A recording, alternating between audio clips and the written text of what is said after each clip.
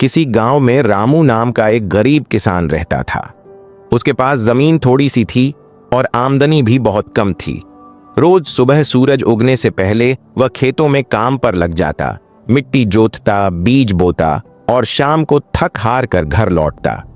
मेहनत उसकी जिंदगी का हिस्सा थी, लेकिन उसके सपने उससे भी बड़े थे। रामू को पढ़ाई लिखाई से बेहद लगाव था, लेकिन गरीबी के कारण वह कभी स्कूल नहीं जा पाया।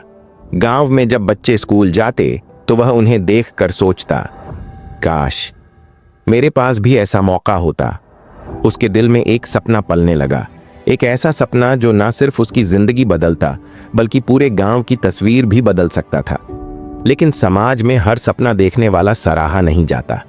गांव के लोग अक्सर उसका मजाक उड़ाते, अरे रामू, तू तो किसान है, खेत जोत और चुपचाप जी, बड़े बड़े ख्वाब देखने से कुछ नहीं होता।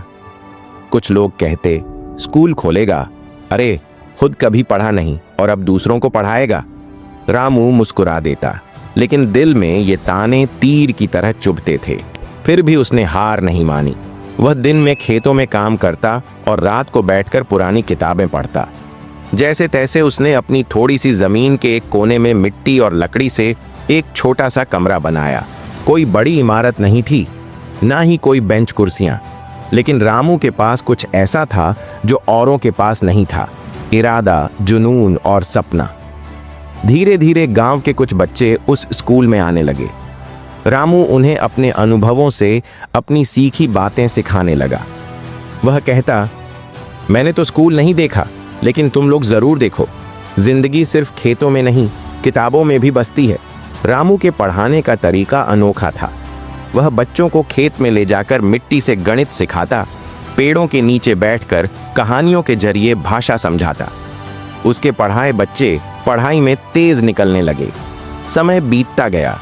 रामू का स्कूल धीरे धीरे पूरे इलाके में मशहूर हो गया। उसके पढ़ाए बच्चे जिले की परीक्षाओं में टॉप करने लगे। फिर एक दिन गांव के ही एक लड़के ने आईएएस परीक्षा पास कर ली। किसी और ने डॉक्टर बनकर अपने गांव में पहला क्लिनिक खोला। अब वही लोग जो रामू का मजाक उड़ाया करते थे, गर्व से कहते, वो रामू का स्कूल है, हमारे बच्चों का भविष्य है। रामू का सपना अब सिर्फ उसका नहीं रहा था, वह पूरे गांव की उम्मीद बन चुका था। हमें इस कहानी से यह सीख मिलती है, जिंदगी में लोग अक्सर तुम्हारे सपनों का मजाक उड़ाएंगे, कहेंगे कि तुम नहीं कर सकते या तुम कौन होते हो कुछ बड़ा करने वाले।